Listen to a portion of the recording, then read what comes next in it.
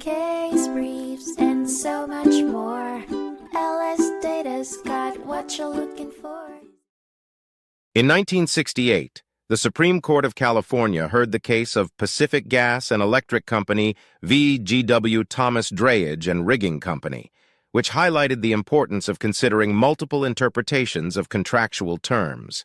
The dispute arose when PG&E hired Drayage to replace a metal cover on a steam turbine, and Drayage accidentally dropped the cover, causing around $25,000 in damage. PG&E sued for indemnity, claiming that the contract required Drayage to cover any property damage associated with the work, but Drayage argued that the indemnity provision only applied to harm to third-party property.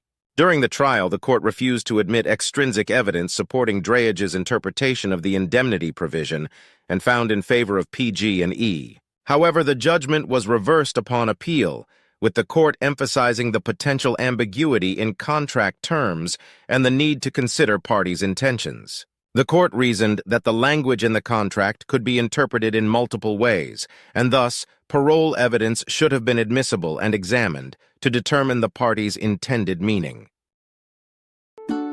Case briefs, and so much more. LSData's got what you're looking for. Visit lsd.law, elevate your mind, leave the stress of class.